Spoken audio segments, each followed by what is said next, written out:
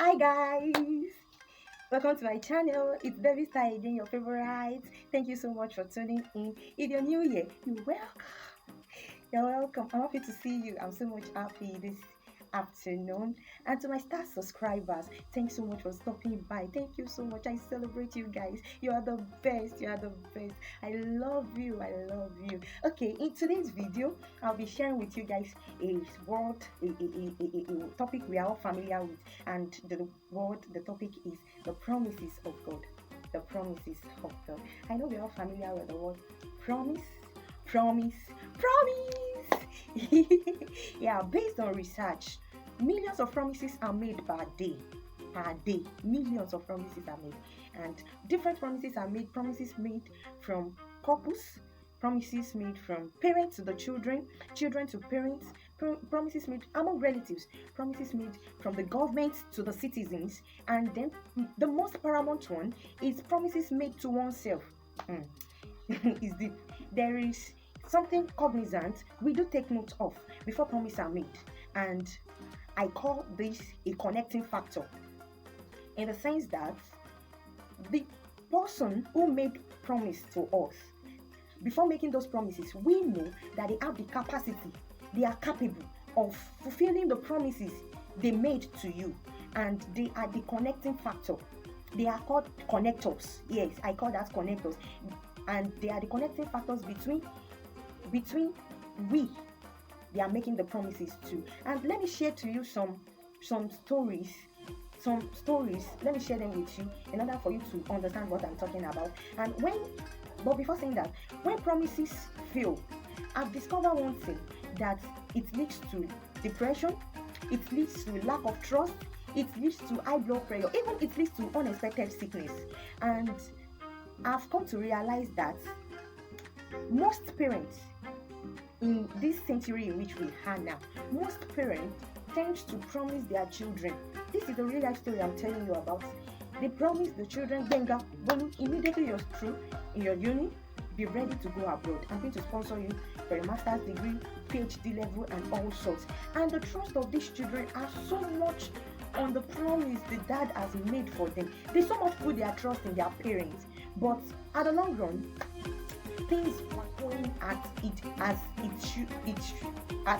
seems to it should be. Sorry, sorry so much, viewers. Things seems not to go as it should go, and then the connecting factor here is the wealth of the parent. The children are so much believe their parents, and they know that their father has the ability, they know that their father has the capacity to do what he says. So the connecting factor is the parents to the children, and the connecting factor here is the wealth. Are you getting me? Now another one is the one as the promise between couples. I've seen lovers, couples saying, Onitemi, Ademi, Ejikami, don't worry, I trust you with everything in me. I'm not going to cheat on you. And at the long run, the husband or the wife seems to cheat on the wife, and vice versa.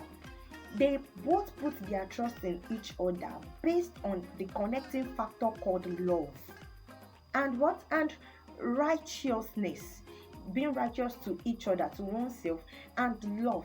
So I call the love and the righteousness a connecting factor which serve as a gap between them, which cause them to love themselves, and which they both put their trust in the promise they made to each other. Another one is a promise made between a poor farmer. Promising is only son that don't worry, as you're growing up, you're going to go to Harvard University. And the little boy so much put his trust in his dad, in which the man does not have the capacity in sponsoring the small boy to Harvard University in this century, in this time in which we are. So I've come to realize that promises fail. Even our so-called government making promises to us. Vote for me, vote for me, vote for me. Don't worry, I'm going to give you people a good road.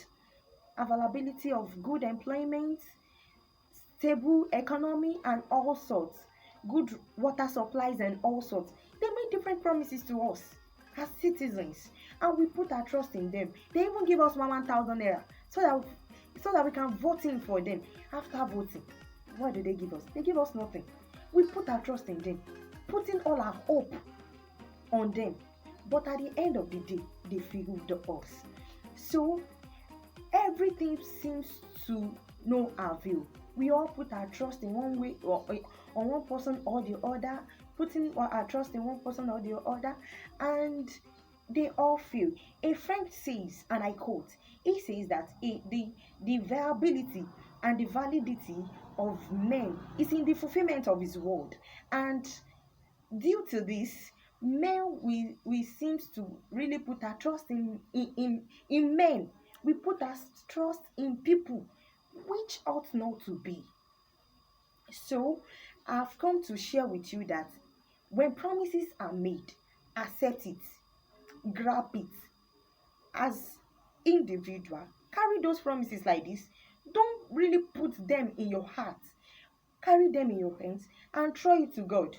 Throw it to Baba God. After putting them in God's hands, God is the only one who is able, who has the capacity and the ability to fulfill those promises. In the book of Matthew, chapter 24, verse 35, it says, Heaven and earth can pass away, but my words will never pass. They will never fade away. His word will never go back void unto him. In the book of 2 Corinthians, chapter 2, verse 10, it says that, it says that, it says in his word that the promises of God are yes and amen. So the promises of God are yes and amen. They will definitely come to fulfillment. They will surely be fulfilled. They will come to reality. So all of his promises, he as God has made to you personally. The word he himself has made to you personally. Never look at it as if it will never come to pass, because God never fails. Yes, is an unfailing God. Men may fail. Your so-called parents can fail you. Your lovers, your husband, your wife, your fiance, your fiancé, your siblings, your brother, your auntie, your sister, they can fail you. But the promises of God is the only one that can never fail. They never fail. He never fail. God never fail. And with this few words, with the little things I've been able to share with you, I want you to really put it to heart. I want you to grab it. I want you to really nurture it. Put your mind there, and then let it keep reoccurring in your mind and your mind that only God never fails. Thank you so much. Thank you so much for stopping by. Thank you so much for staying till this present point in watching it all through. Thank you so much. I so much celebrate you, Rosalie. And I want you to do something. Yes, do something for me. I want you to like, comment, subscribe, and share with your loved ones in order for them to benefit in what you're benefiting in. Thank you so much. Bye. See you at the next video. Bye.